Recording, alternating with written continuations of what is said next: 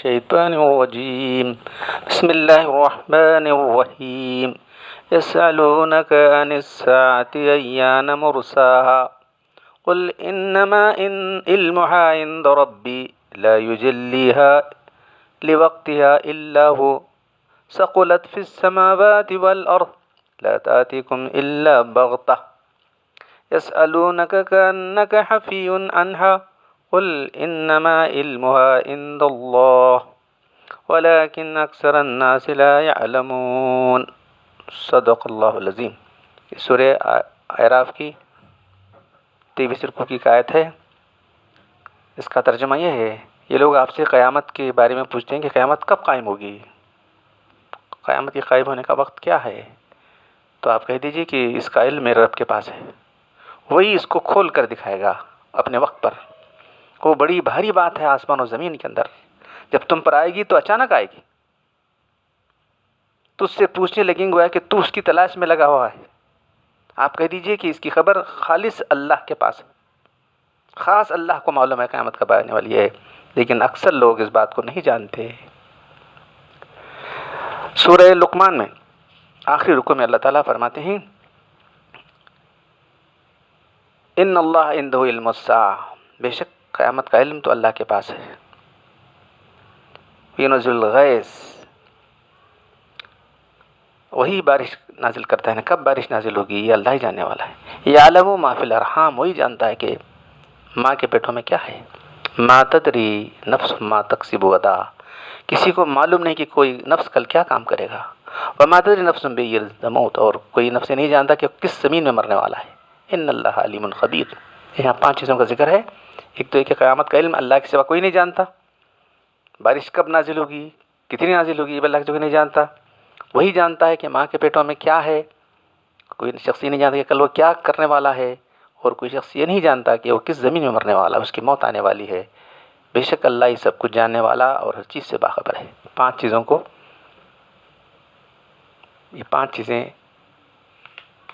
خزائن الغیب کہا گیا ہے، 5 چیزیں اللہ کے سوا کوئی نہیں جانتا۔ تو یہ مضمون آپ کو اس لیے آپ کے سامنے لانا پڑ رہا ہے کہ ایک ہمارے جو مجلس کی شرکت کرنے والے ہیں بہت زمانے سے، تو انہوں نے خبر دی کہ ایک مولوی صاحب بیان کر رہے تھے، ایک مولوی صاحب نے یہ بیان کیا ایک مولوی صاحب نے کہ 25 سال بعد قیامت آنے والی ہے۔ ارے ان کو کیسے معلوم 25 سال قیامت؟ تو ان کے بیان کے بعد جا کے انہوں نے پوچھا آپ بتائیں کہ 25 سال قیامت کیسا، کیا آپ کو معلوم ہوا کیا ہے؟ تو انہوں نے ایک بہت بڑے عالم کا نام لیا، انٹرنیشنل، میں نام لیتا نہیں، کسی کو بدنام کرنا نہیں ہم لوگوں کو، تو ہم خود سوچنا چاہیے کہ کوئی آدمی کیا بات کہتا ہے تو کیا بات کے اندر کچھ واقعی صحیح بات ہے۔ ہر ایک کی بات کو لے لینا کیسی بات ہے بتائیے آپ کو؟ ہم کتنے علم کے لحاظ سے کتنے جو ہے پست ہو گئے، دین کے بڑے بڑے حقائق سے ہم ناواقف ہیں، دین کے بڑے حقائق سے ہم لوگ ناواقف ہو گئے ہیں، کیسے افسوس کی بات ہے۔ میں سنا آپ لوگوں کو قیامت کب آئے گی، قیامت کی نشانیاں اتنی بیان کی گئی ہیں، قیامت کے نشانیاں احادیث میں بہت بڑا چیپٹر ہی ہے، بہت سارا باب ہے۔ سب سے بے خبر ہو کہ وہ بھی صاحب جو کہنے والے کچھ بھی کہے تو ہم مان لینا کیا؟ ہمارا ایک مضمون ہے ہمارے مجالس معارف کے اندر جو ہے قیادت کے احتساب کی ضرورت ہے۔ جو لوگ ہمارے لیڈر بن کے کام کر رہے ہیں، جو ہمارے رہنما بنے ہوئے ہیں، مذہبی ہو، سیاسی ہو، سماجی ہو، ان کی ہم کو دیکھ لینا چاہیے کہ جو ہے ان کے احتساب کرنے کی ضرورت ہے۔ جو بات کہتے ہیں کیا صحیح ہے یا الل ٹپ بات ہے یا بے بنیاد بات ہے، کیا ہے سوچنا چاہیے ہم لوگ۔ ہر ایک کی بات کو قبول کرنا یہ تو کوئی عقل مندی کی بات نہیں ہے۔ صرف بڑا ہے کہ ماننا ہے، کیا نہیں ماننا ہے؟ ہر انسان کو کم سے کم اتنا علم رکھنا چاہیے کہ جو ہے پرکھ سکے۔ تو خیر یہ بات تو ہے۔ تو گزشتہ آپ کے سامنے جو ہے بات آئی تھی کہ جو ہے گزشتہ آپ کے سامنے جو ہے یہ ذوالحجہ کے پہلے عشرے کے تعلق سے جو بات آئی تھی قربانی، پھر اس کے بعد جو ہے عید اور ساری باتیں تقریباً آ چکے ہیں، پھر اور دوہرانا نہیں چاہتا میں۔ صرف آپ لوگوں کا شکر ادا کرنا چاہتا ہوں کہ بہت سارے لوگوں نے قربانی میں حصہ لیا، تقریباً 250 کے قریب جو ہے اس سے وہاں چلے گئے الہ آباد۔ تو ایک طرح کی مدد ہوتی ہے ہمارے حصے جانے سے وہاں، تو مدارس جو ہے چرم قربانی جو فروخت کیا جاتا ہے اس سے مدرسوں کی مدد ہوتی ہے بس، اور کچھ نہیں۔ پھر عید کے بارے میں یہ کہ عید صرف 2 ہی عیدیں ہم نے اللہ تعالیٰ نے ایمان والوں کے لیے مقرر کی، وہ بات بھی آپ کے سامنے آئی تھی۔ اس کے سوا کوئی تیسری عید مقرر نہیں کی۔ تو اب جو ہے یہاں ہم ہندوستان میں رہتے ہیں، لوگ مختلف قسم کے تہوار مناتے رہتے ہیں، ہم کو مدعو کرتے رہتے ہیں، یا ہم بازو رہنے کی وجہ سے ان کے ساتھ شرکت کرتے ہیں. اب مسلمانوں کے لیے جائز نہیں ہے کہ جو ہے دیکھیے، انس رضی اللہ تعالیٰ عنہ قال قدم النبی صلی اللہ علیہ وسلم المدینہ ولهم یومان یلعبون فیہما قال ما هذان اليومان قال كنا نلعب فيما في الجاهلیہ فقال رسول اللہ صلی اللہ علیہ وسلم قد ابدلکم اللہ بما خیرا منہما یوم الاضحی یوم الفطر. حضرت انس رضی اللہ تعالیٰ فرماتے ہیں کہ نبی کریم صلی اللہ علیہ وسلم جب مدینہ منورہ تشریف لائے تو مدینہ کے لوگ 2 دن عید کیا کرتے تھے، جس میں وہ کھیل کود کرتے، خوشیاں منایا کرتے تھے. آپ نے پوچھا یہ 2 دن کیسے ہیں جو تم مناتے ہو؟ تو صحابہ کرام نے سے اللہ کے رسول ہم جہالت میں اس طرح سے کیا کرتے تھے وہ اب بھی کر رہے ہیں. تو آپ صلی اللہ علیہ وسلم نے فرمایا کہ اللہ نے تمہارے لیے ان 2 دنوں کے بدلے 2 بہتر دن مقرر فرمائے، ایک عید الاضحیٰ ہے اور عید الفطر ہے. جاہلیت میں اسلام سے پہلے اہل مدینہ سال میں خوشی کے دن منایا کرتے تھے. ایک کا نام نوروز تھا، دوسرے کا مہرجان. یہ ایران والوں سے انہوں نے لیا تھا خوشی اور عید منانے کے لیے. ان دنوں میں آب و ہوا معتدل، موسم خوشگوار ہوتا تھا. فارسیوں کی یہ ایام عرب میں آ گئے، انہوں نے ان کا نام بطور عید منانا شروع کر دیا. جیسے کہ آج کل ایران، عراق، شام وغیرہ میں بعض ممالک اس میں اس غرض موجود ہے کہ اس کے بعد حضور اکرم صلی اللہ علیہ وسلم نے اہل مدینہ سے حقیقت کو جاننا چاہا تو انہوں نے صاف صاف بتلا دیا. اس پر اللہ کے رسول نے فرمایا اب اللہ تعالیٰ نے اس کے بدلے تم کو 2 الگ دن خوشی منانے کے دیے ہیں، ایک عید الفطر ہے، دوسرا عید الاضحیٰ ہے. جیسا آپ جاتے ہیں عید الفطر 1 مہینہ رمضان کے 1 مہینہ روزے رکھنے کے بعد، عبادت کرنے کے بعد، صدقہ فطر ادا کرنے کے بعد ایک عید آتی ہے جو واقعی خوشی کا موقع ہے، 1 شوال. دوسری عید جو ہے عید الاضحیٰ 10ویں ذوالحجہ کو، کہ وہاں سارے لوگ حج کے لیے وہاں گئے ہیں تو یہاں دنیا کے سارے مسلمان یہ عید مناتے ہیں. اب کسی مسلمان کو جائز نہیں کہ غیر مسلموں کی عیدوں میں شرکت کرے یا ان کو تحفہ دے یا ان کو مبارکباد پیش کرے، کیونکہ اس سے غیر مسلموں کے تہوار کی تعظیم ہو جائے گی جو حرام ہے، بلکہ کفر کا خطرہ ہے. کیونکہ کوئی مسلمان کافروں کے تہوار میں بطور تعظیم شریک ہوا تو کافر ہو جائے گا. اگر صرف کھیل کود کے طور پر شریک ہوتا ہے تو پھر بھی مکروہ تحریمی ہے، کیونکہ اس سے کافروں سے مشابہت پیدا ہوتی ہے. فتاوی ذخیرہ میں لکھا ہے کہ جو شخص ہولی دیوالی دیکھنے کے لیے بطور خاص نکلتا ہے وہ حدود کفر میں قریب ہو جاتا ہے. نمادر الفتاوی میں لکھا ہوا ہے جو شخص غیر مسلموں کی رسومات کو اچھا سمجھتا ہے وہ کافر ہو جاتا ہے. بہرحال مسلمانوں پر لازم ہے کہ غیر مسلموں کی محبت میں ان کی صحبت میں بڑھ کر ان کی رسومات پر شرکت نہ کریں. یہ بہت ہی خطرناک ہے. نہ ان کے تہواروں کو کوئی اہمیت دیں، یہ اس سے خطرناک ہے. روافظ، اہل بدعت و اہل باطل کی محافل میں و مجالس میں شرکت کرنا بھی سخت منع ہے. جو باز نہیں آتا وہ نہ آئے، اس کا اپنا نقصان ہوگا. ہم کیا کریں، ہدایت کے دروازے کھلے ہیں، کوئی آئے یا نہ آئے. درے فیض محمد واہ ہے، آئے جس کا جی چاہے، نہ آئے آتش دوزخ میں جائے جس کا جی چاہے. مریضان گناہ کو 2 خبر فیض محمد کی بلا قیمت دوا ملتی ہے، جس کا جی چاہے آئے. تو یہ گزشتہ کے تعلق سے، گزشتہ مجلس کی تعلق سے ایک بات کہنی تھی تو آپ تک آ گئی.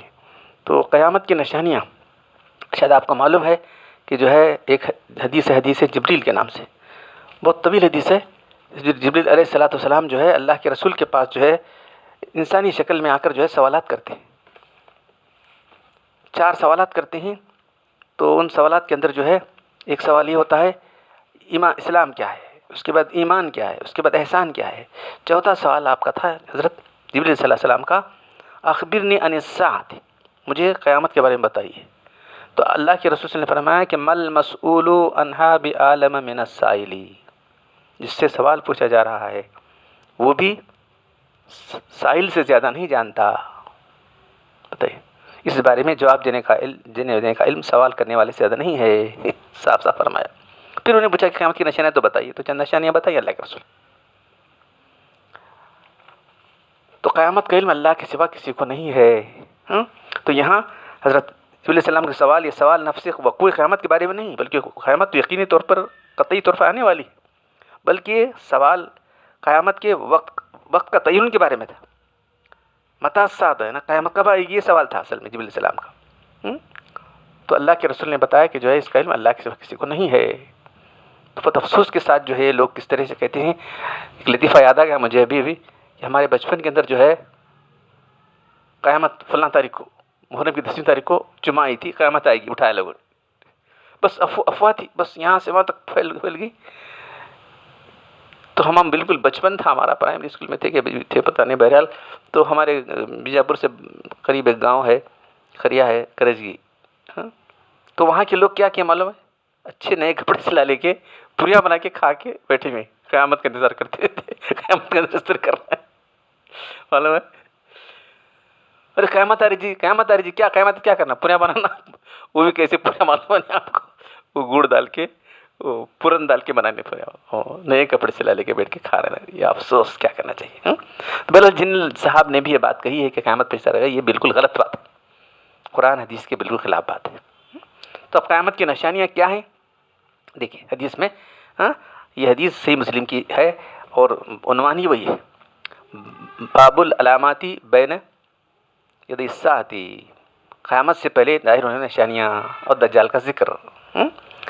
ان حذیفۃ بن اسید الغفاری قال طلع النبی صلی اللہ علیہ وسلم علینا ونحن نتذاکر فقال ما تذکرون قال نذكر الساعة قال إنها لن تقوم حتى تروا قبلها 10 آيات فذكر الدخان والدجال والدابة الأرض وطلوع الشمس من مغربها ونزول عيسى ابن مريم وياجوج وماجوج بثلاثة خسوف، خسف بالمشرق وخسف بالمغرب وخسف بالجزيرة العرب وآخر ذلك نار تخرج من اليمن فتطرد الناس إلى معشرهم فی روایت نار تخرج من قعر الادنی تسوق الناس الی المحشر. حضرت حذیفہ بن اسید الغفاری کہتے ہیں کہ ایک دن ہم لوگ آپس میں قیامت کا ذکر کر رہے تھے. نبی صلی اللہ علیہ وسلم ہماری طرف آ نکلے اور پوچھا تم لوگ کس کا ذکر کر رہے ہو؟ تو صحابہ کرام اللہ قیامت کا تذکرہ کر رہے ہیں. تب آپ نے فرمایا یقیناً قیامت اس وقت تک نہیں آئے گی جب تک تم ان 10 نشانیوں کو دیکھ نہ لو. دیکھیے کیا فرمایا لگا، 10 نشانیاں جب تک تم نہ دیکھ لو قیامت نہیں آئے گی. پھر آپ نے 10 نشانیوں کی ترتیب اس طرح فرمائی: دھواں، دخان، دجال، دابۃ الارض، سورج کا مغرب سے نکلنا، حضرت عیسیٰ ابن مریم کا نازل ہونا، یاجوج ماجوج کا خروج.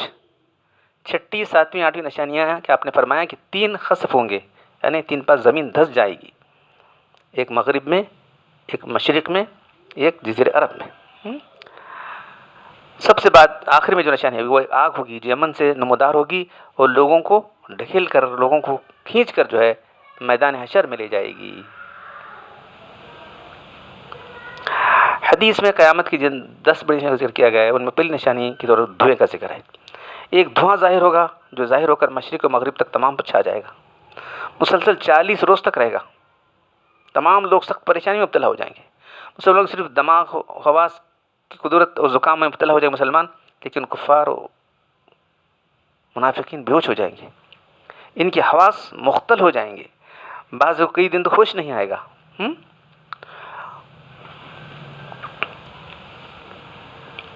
دابۃ الارض ایک عجیب خلقت اور نادر شکل کا جانور ہے جو مسجد حرام میں کوئی صفا مروہ کے درمیان سے نکلے گا، جس کا ذکر قرآن مجید میں آیا ہے. وَأَخْرَجَ لَهُمْ دَابَّةُ الْأَرْضِ. علماء نے کہا کوئی جانور جو چوپائی کی صورت میں ہوگا، جس کی درازی 60 گز ہوگی. بعض حضرات نے کہا کہ عجیب الخلقت جانور کی شکل یہ ہوگی کہ وہ چہرہ انسان کی طرح ہوگا، پاؤں اونٹ کی طرح، گردن گھوڑی کی ہوگی، دم چیل کی طرح ہوگی، سرین ہرن کی طرح، سینگ 12 سینگ کی طرح ہوں گے، ہاتھ بندر کی طرح ہوں گے. اس کی نمودار ہونے کی صورت یہ ہوگی کہ وہ کوئی صفا کے کعبہ مشرق کی جانب واقع ہے، اچانک زلزلے سے پھٹ جائے گا، اس سے جانور نکلے گا. اس کے ہاتھ میں موسیٰ علیہ السلام کا عصا ہوگا، دوسرے ہاتھ میں سلیمان علیہ السلام کی انگشتر ہوگی. تمام شہروں علاقوں میں اس تیزی کے ساتھ دورہ کرے گا، کوئی فرد اس کا پیچھا نہ کر سکے گا، دوڑ کر اس کا مقابلہ کر کے چھٹکارا نہ پا سکے گا. جہاں جائے گا ہر شخص پر نشان کرتا جائے گا. صاحب ایمان کو موسیٰ علیہ السلام کے نشان چھوئے گا، اس کی پیشانی پر مومن لکھ دے گا. ہر شخص پر نشان لگاتا جائے گا. جو صاحب ایمان ہوگا اس کے پیشانی پر مومن لکھے گا، اور جو کافر ہوگا سلیمان علیہ السلام کی انگشت اس سے سیاہ مہر لگا دے گا، اس کے منہ پر کافر لکھ دے گا. آفتاب کے مغرب کی طرف نکلنے کے سلسلے میں وضاحت آگے آنے والی ایک حدیث ہے کہ آسمان سے عیسیٰ علیہ السلام کا نزول حضرت مہدی علیہ السلام کے ظہور کے بعد ہوگا. تو مسلمانوں کے امیر مہدی ہوں گے، یاد رکھو. تو وہ جو ہے اس زمانے میں دجال نکلا ہوگا. مہدی علیہ السلام کے زور. چنانچہ ایک دن شام کے وقت، اس حدیث میں شام ہے، صبح کا وقت بھی بعض جگہ ہے، دمشق کی جامع مسجد سے سفید مشرقی کنارے پر عیسیٰ علیہ السلام نازل ہوں گے. پھر دجال کو تلاش کر اس کو دروازے لط پر قتل کر دیں گے. لط جو ہے اب اسرائیل کی ایئرپورٹ ہے، معلوم ہے آپ کو. اور بعض حضرات نے اس کو فلسطین کا ایک موقع نام بتایا ہے. یہ حدیث دسنے سے ان کی ترتیب کے بارے میں کچھ آگے پیچھے ضرور ہے، لیکن یہ ساری چیزیں ہونے والی. دھواں، اس کے بعد دجال نکلے گا، عیسیٰ علیہ السلام نازل ہوں گے، پھر یاجوج ماجوج نکلیں گے، پھر دابۃ الارض نکلے گا، پھر آفتاب مغرب کی جانب سے طلوع ہوگا. یہ بات اس لیے کہی جا رہی ہے کہ عیسیٰ علیہ السلام کے زمانے میں تمام روئے زمین پر اہل ایمان کے علاوہ کوئی نہیں ہوگا.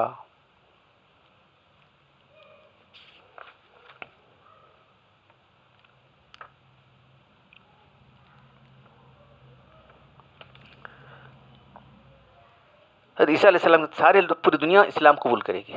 عیسائی تو سب اسلام قبول لیں گے عیسیٰ علیہ السلام کے ساتھ. تمام یہودی قتل کر دیے جائیں گے. دجال کے ساتھ جو ہے، تو دجال جو ہے آپ کو معلوم ہے، دجال جو ہے سب سے بڑا جو ہے فتنہ اس دنیا کا سب سے بڑا فتنہ جو ہے، جب سے دنیا بنی اس وقت قیامت تک سے بڑا فتنہ دجال ہوگا. دجال کے معنی دھوکہ دینا، فریب دینا. دجال کے پاس جو ہے ایک باغ ہوگا، دراصل وہ آگ ہوگی. ایک آگ ہوگی جیسے باغ ہوگا. ایمان والوں کو جو ہے قتل کرے گا تو آگ میں ڈالے گا، تو وہ اصل باغ میں ہوں گے. تو دجال جو ہے بڑا فتنہ پھیلائے گا، حتیٰ کہ اب اللہ تعالیٰ نے اس کو دیا ہے. تو وہ جو ہے ایک انسان قتل کرے گا، پھر زندہ کرے گا ایک ایمان والے کو. تو اس کے بعد ایمان، ہاں اب تو کر، مجھے ایک مرتبہ کرنے کی اس کو جو ہے اللہ تعالیٰ جو ہے طاقت دے گا. اس کے بعد پھر دوبارہ نہیں کر سکے گا. تو کہا کہ مجھے اب یقین ہو گیا تو دجال ہے. تو دجال جو ہے سب سے بڑا فتنہ ہے. اللہ کے رسول بھی دجال کی پناہ مانگتے تھے. تمام نبیوں نے اس فتنے سے ڈرایا ہے. تو یہ فتنہ اب تک نہیں پیدا ہوا دجال. کیسے قیامت آئے گی بتائیے؟ عیسیٰ علیہ السلام نازل نہیں ہوئے، کیسے قیامت آئے گی؟ تو یہ تینوں شخصیتیں، ایک طرف دجال نکلا ہوا ہے، اور ادھر مسلمانوں کے امیر مہدی ہیں، اور پھر عیسیٰ علیہ السلام نازل ہوں گے. عیسیٰ علیہ السلام نازل ہو کر ان کا اصل جو ہے فریضہ ہی یہ ہے کہ وہ دجال کو قتل کریں گے. یہ تینوں شخصیتیں بیک موجود ہونا چاہیے. ابھی وہ ہے ہی نہیں، قیامت کہاں سے آئے گی؟ تو 25 سال میں سب ہوگا. آپ سوچئے، اگر ہوتا تو دیکھ لیں گے اس میں کیا 25 سال کے اندر. تو یہ ساری اتنی چیزیں ہیں. پھر اس کے بعد جو ہے حضرت عیسیٰ علیہ السلام، حضرت مہدی علیہ السلام کا مہدی رضی اللہ تعالیٰ کا انتقال ہو جائے گا. مہدی کون ہیں، کیا ہیں، اس کی تفصیلات بھی بہت حدیث میں آئیں. مہدی حضرت حسن علیہ السلام کی اولاد میں سے ہوں گے.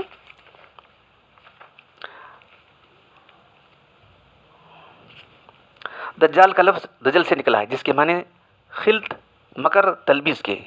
چنانچہ کوئی شخص صحیح بات کو غلط کے ساتھ گڈ مٹ کرتا ہے، فریب دیتا ہے، تو دجل حق بالباطل. اس نے حق و باطل کے ساتھ گڈ مٹ کر دیا. تو دجل کے معنی جھوٹ کی باتیں ہیں. دجال ان دونوں معنوں میں دجال ہے. ظاہر بات کو پلٹ دیتا ہے اور جھوٹ پیش کرتا ہے.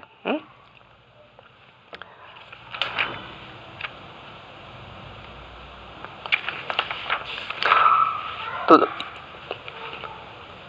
امام مہدی حضرت حسن علیہ السلام کی اولاد میں سے ہوں گے. تو کچھ لوگوں نے جو ہے کسی کو مہدی بنا دیا. یہ بہت غلط بات ہے.